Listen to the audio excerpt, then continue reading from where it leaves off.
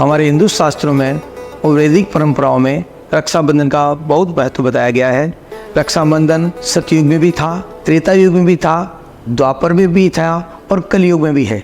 तो इसका मतलब ये हमारा ये जो इसकी परंपरा है बहुत ही सदियों पुरानी है। सतयुग में राजा बलि जब बहुत बड़े राजा थे और वामन अवतार हुआ, और वामन अवतार ने जब राजा बलि से 3 पग पृथ्वी के मांगे और पूरी पृथ्वी, आकाश, पाताल, पूरा पृथ्वी लोक जब उन्होंने 3 पाँव से मांग लिया तो राजा बलि को पाताल लोक में जाना पड़ा।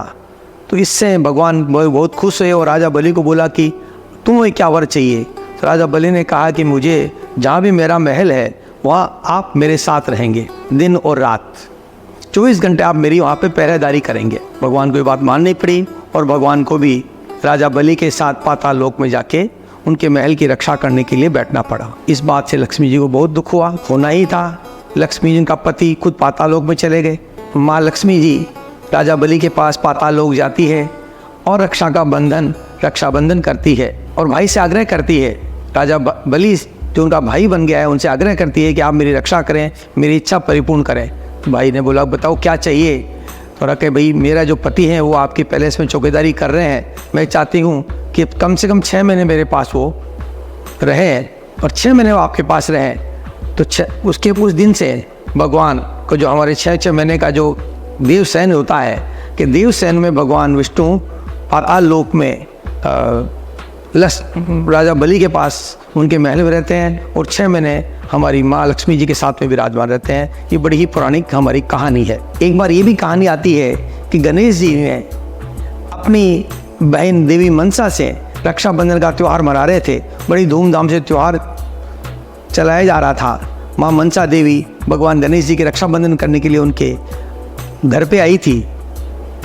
इसको देख के और शुभ लाभ जो गणेश जी के पुत्र है इनको बड़ी ईर्ष्या हुई कि हमारे पास हमारी बहन नहीं है। तो उन्होंने भगवान गणेश जी से कहा कि आप तो रक्षाबंधन का त्यौहार बड़े धूमधाम से मना रहे हैं अपनी बहन के साथ, हमारी बहन नहीं है। गणेश जी ने उनकी इच्छा पूर्ण करी और संतोषी माता उनकी पुत्री हुई और उसके बाद में संतोषी माता और शुभ और लाभ ने रक्षाबंधन का त्यौहार बड़े धूमधाम से मनाया, जिसको हम आज भी रक्षाबंधन मनाते चले आ रहे हैं।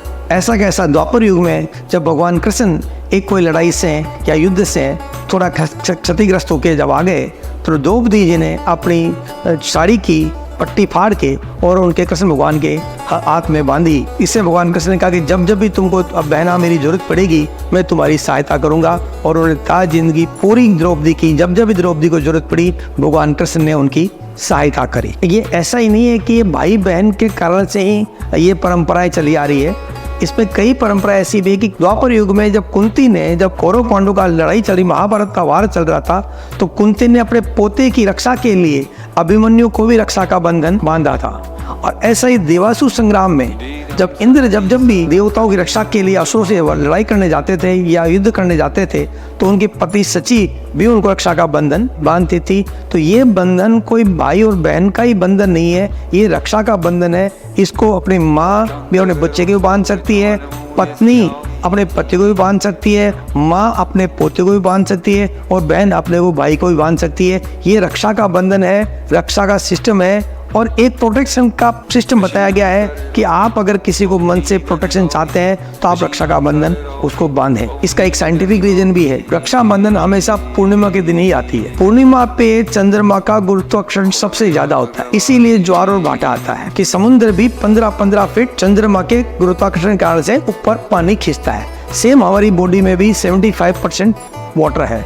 तो जब चंद्रमा आता है तो पूर्णिमा के दिन हमारी भी गुरुत्वाकर्षण शक्ति के कारण से हमारे भी बॉडी का अनबैलेंसिंग होता है और हमारा जो ब्लड सर्कुलेशन है वो फास्ट होता है। ये नर्व सिस्टम में हम लोग रक्षा का बंधन बांधते हैं। ये बंधन इसलिए भी है कि हमारे जब हमारे नर्व सिस्टम में ज़्यादा ब्लड सर्कुलेशन ज़्यादा हो तो ये भी एक हमारे को एज पर साइंस भी हमको एक प्रोटेक्शन देता है। एक कहानी ये भी आती है कि यमराज की बहन यमुना नदी है। एक बार यमुना नदी बहुत परेशान थी कि भाई उनसे मिलने नहीं आता है। तो यमुना जी ने गंगा जी से रिक्वेस्ट की कि आप उनसे मिलते रहते हैं, आपके पास लोग ज़्यादा आते हैं, आप यमराज को, मेरे भाई को रिक्वेस्ट करें कि वो मेरे पास आए और मेरे से रक्षा का बंधन बंधाएं। तो गंगा जी ने यमराज जी को कहा कि आपकी बहन यमुना आपको बहुत याद करती रहती है, आप उनके पास जाएँ। इसके ऊपर यमराज जी आज ही के दिन, पूर्णिमा के दिन, यमराज जी बहन यमुना के पास पधारे और उन्होंने रक्षा का बंधन बंधाया और बड़ा धाम-धूम से यमुना जी ने और यमराज जी ने, भाई बहन ने ये बड़ा ही त्यौहार बड़ी धूमधाम से मनाया।